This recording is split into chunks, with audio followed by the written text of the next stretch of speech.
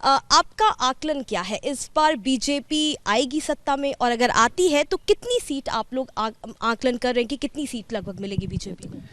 देखिए, जयपुर जो दक्षिणी जिला है उसमें 6 सीट्स हैं, और अभी भी जोटवाड़ा जहां कर्नल राज्यवर्धन राठौर इलेक्शन लड़ रहे हैं वहां पर हम खड़े हैं। 6 की 6 सीट जो हम जीतेंगे और बहुत अच्छी मेजॉरिटी से जीतेंगे। 4 सीट्स ऐसी हैं जैसे वहाँ लोगों का कहना, यहाँ तो लोग इलेक्शन लड़ रहे हैं। कांग्रेस की जो नीतियाँ रही हैं 5 साल, जिस प्रकार से यहाँ पर जो है हमारी माताओं बहनों की इज्जत से खिलवाड़ किया गया, नौजवानों के लिए जिस प्रकार से यहाँ पर जो है 19 बार जो है पेपर लीक हुआ और इंतज़ार करते रहे कि हमें नौकरी मिलेगी, जिस तरीके से भ्रष्टाचार है यहाँ पर। एक सीट दूदू में गहलोत, अशोक गहलोत वहाँ पर नॉमिनेशन बनाने जाते हैं, अपने जो उनका राइट हैंड था, जिसके ऊपर माताओं बहनों की इज्जत से खिलवाड़ करने का आरोप था और वो जेल में रहे। इस प्रकार का यहाँ पर रहा। यहाँ कांग्रेस की जो आपस की लड़ाई है उसके कारण भी यहाँ लोग दुखी हैं। इसके साथ साथ यहाँ पर जो प्रधानमंत्री नरेंद्र भाई मोदी और केंद्र सरकार की जो नीतियाँ हैं उनका एक बहुत प्रभाव है, और जिसके कारण लोग आज भारतीय जनता पार्टी को लाना चाहते हैं।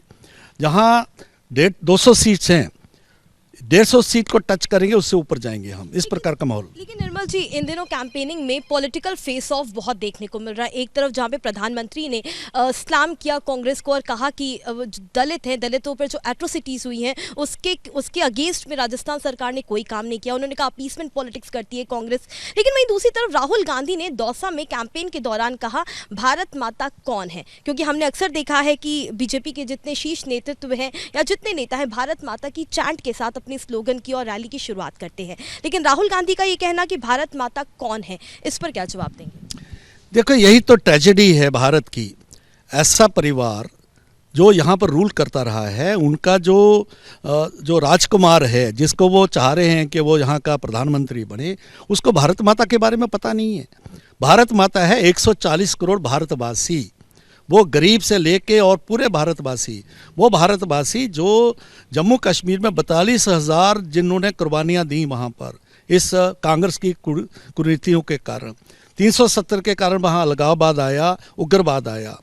वो भारत है जिसको 4 जंगें हमने पाकिस्तान को झेली हैं।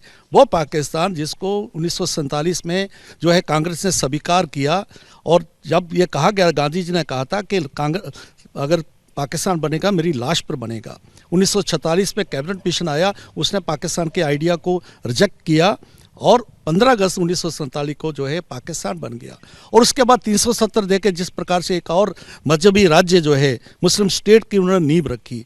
ऐसे परिवार के लोग, इस प्रकार के लोग वो ऐसा कहेंगे तो हमें कोई अचंबा नहीं है। लेकिन वो कह रहे हैं कि प्रधानमंत्री को भारत माता की जय नहीं अडानी की जय कहना चाहिए, क्योंकि ओबीसी के लिए, दलितों के लिए, अंडर प्रिविलेज्ड के लिए, युवाओं के लिए, नौजवानों के लिए इस सरकार ने केंद्र में रहते हुए कुछ भी नहीं किया। यहाँ तक कि कास्ट सेंसस की जो बात हो रही है, वो कह रहे हैं कि प्रधानमंत्री अब तक अपने आप को ओबीसी बताते रहे, लेकिन अब प्रधानमंत्री कहते हैं कि कास्ट जैसा कुछ नहीं होता। तो आखिरकार ओबीसी के साथ और जो दलित है, ये कास्ट सेंसस क्यों नहीं होने दे रही है बीजेपी? वो लगातार ये आक्रमण कर रहे हैं। देखिए, मैं इतिहास का विद्यार्थी हूँ और जम्मू कश्मीर में हमने उस सारी चीज़ को भुगता भी है, तो दोनों प्रकार का मेरा अनुभव है।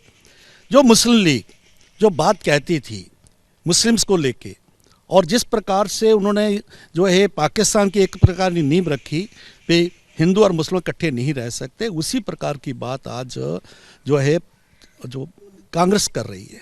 जातियों में बांट रही है, शहर और गांव के बीच में बांट रही है, गरीब और अमीर के बीच में बांट रही है, जबकि पिछले 9 सालों में आम पब्लिक के वेलफेयर के लिए प्रधानमंत्री नरेंद्र भाई मोदी जी की जो नीतियां हैं, प्रधानमंत्री आवास योजना जिससे हर किसी को पक्का घर और दिया गया है, आयुष्मान भारत जिसमें 5 लाख का बीमा जो है हर गरीब को दिया गया है, मुफ्त राशन, कोविड के वक्त में जिस प्रकार से मुफ्त वैक्सीन दी गई, जिस प्रकार से जो है हम देखते हैं कि बिजली के लिए, पानी के लिए, अभी जल जीवन हर को पाइप वाटर दिया जाएगा, किसान को किसान निधि।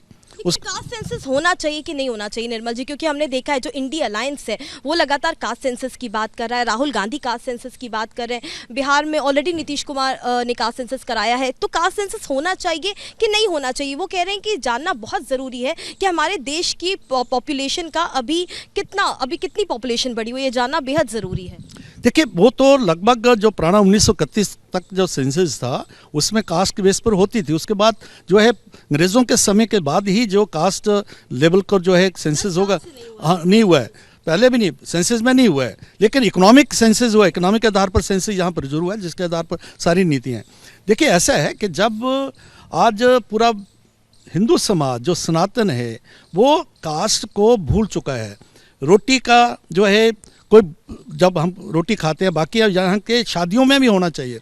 इस समय तो ऐसा आहिस्ता जो चीज़ें हैं, जो जिस प्रकार की उसका जो कुरीतियाँ कुछ रही हैं, बेशक जो है हो सकता कुछ अच्छाइयाँ भी होंगी। उस समय जब कास्ट हम जो है ऐसा ऐसा समाज भूल रहा है, उस फिर बात करना, उसका राजनीतिक करना, राजनीतिक लाभ के इस प्रकार की बात करना, वो मुझे लगता है कि भारत राष्ट्र के हित में नहीं है। एक और बात निर्मल जी, अभी हम लोग जोतवाड़ा असेंबली कॉन्स्टिट्यूंसी मौजूद है, राज्यवर्धन राठौर इस वक्त कंटेंट कर रहे हैं सीट से, लेकिन इस सीट पर जब से राज्यवर्धन सिंह राठौर का नाम अनाउंस किया गया, कहीं ना कहीं एक इनफाइटिंग थी। हमने देखा किस तरह से राजपाल सिंह शेखावत के सपोर्टर्स ने काला झंडा दिखाया था। आपको लगता है वो तमाम चीज़ें जो इनफाइटिंग है बीजेपी के अंदर खाने में ही, वो कहीं ना कहीं राज्यवर्धन के लिए निगेटिव रह सकती हैं इस चुनाव में? बिल्कुल नहीं, पहले शुरू में था, क्योंकि राज्यवर्धन जी भी वहाँ पर उनको सीट मिलेगी नहीं मिलेगी था, उनके मन में नहीं था, और इस प्रकार की बात थी, शुरू में था। राजपाल जी में भी जो है थोड़ी नाराज़गी थी, लेकिन जिस प्रकार से उनका दूसरा रोल बन सकता है, पार्टी ने सोचा है, वो उन्होंने पीछे जो विड्रॉ किया है, बहुत अच्छी बात की है। और यहाँ जो साथी खड़े हैं, इसमें मेजॉरिटी आप यहाँ जो है ऐसे लोग मिलेंगे जो शायद राजपाल जी की जो सब कास्ट है उससे बिलोंग कर, शेखावत हैं, तो वो जो इनफाइटिंग के कारण नीचे बात थी, ऐसा नहीं है अभी। हाँ, एक जो इंडिपेंडेंट का जो है जो भारतीय जनता पार्टी ज्वाइन की तो वो है, उसके कारण थोड़ा सा ज़रूर है, लेकिन देखिए कांग्रेस तो यहाँ कहीं नहीं है, अब वो तीसरे नंबर पर चल रही है, हमें लगता है। तो जो रोटेशन जिंक्स की बात राजस्थान में कही जाती है, आपको लगता है कि इस बार वो रोटेशन जिंक्स रहेगा? हाँ, वो तो रहा है, हमेशा रहा है, क्योंकि पिछले बार भी हमने भारतीय जनता पार्टी को 1.5 लाख के लगभग कम वोट मिले थे। आज तो यहाँ आंधी चली, जैसे मैंने कहा 6 सीटों पर मैं हूँ, 1.5 महीने से यहाँ पर हूँ, और 6 सीटों को 4 सीट्स ऐसी हैं जहाँ लोग इलेक्शन लड़ रहे हैं, और यहाँ जोटवाड़ा और जो फुलेरा सीट है इसमें बहुत अच्छे तरीके से हम आगे बढ़ रहे हैं। और कार्यकर्ता जैसे एक कार्यकर्ता या समाज के लोग हैं, कार्यकर्ता हैं, ये हम एक वार्ड में आए हुए हैं, तो इतने कार्यकर्ता हैं जो एक राज्यवर्धन राठौर बन के मोदी जी को दिल में लेते, भारतीय जनता पार्टी और राष्ट्रवाद को लेकर घर घर जा रहे हैं, इस प्रकार का माहौल है। तो एक चीज़ हमने देखी है शुरू से राजस्थान चुनाव में, कैंपेन के दौरान हमने चाहे मुख्यमंत्री योगी आदित्यनाथ जब आए थे बालकनाथ के नॉमिनेशन पे तब की बात करें, या जितने भी नेता, राज्यवर्धन सिंह राठौर जब अपने नॉमिनेशन के लिए गए थे, बुलडोज़र, सनातन और लॉ एंड ऑर्डर, इन 3 चीज़ों पर बीजेपी मुखर होकर कैंपेन कर रही है। आपको लगता है कि सनातन का जो इशू है, जो टॉपिक है, वो बीजेपी के लिए फेवरेबल रहेगा इस चुनाव में? देखिए बात ऐसा नहीं है, ये इशू नहीं है, ये सच्चाई है। कन्हैया लाल का जब गला रेता जाता है, और राजस्थान में ये हम जम्मू कश्मीर वालों के लिए एक हैरानगी वाली बात है, यहाँ कावड़ यात्रा को अगर रोका जाता है, बैन किया जाता है, तो कश्मीर में तो हम झेलते थे, यहाँ हो रहा है, राजस्थान में हो रहा है। जिस राजस्थान ने महाराणा प्रताप, राणा सांगा, पृथ्वीराज चौहान, रानी पद्मिनी, मीराबाई, भामा शाह, ऐसे जो बड़े बड़े जो हमारे सूरमे हुए हैं जिन्होंने सनातन के लिए लड़ाई, वहाँ पर ही जो गहलोत सरकार और कांग्रेस सरकार इसको रोक रही है, तो ये तो हमारे लिए बड़ी, तो उसके लिए, और ऐसा भारत ऐसे सनातन यानी वासुदेव कुटुंबकम, सर्वधर्म समभाव, जब पूरी दुनिया कह रही है, कुछ ये सोच है, या तो हमारी सोच के मुताबिक चलो, नहीं तो आपको जीने का कोई हक नहीं है।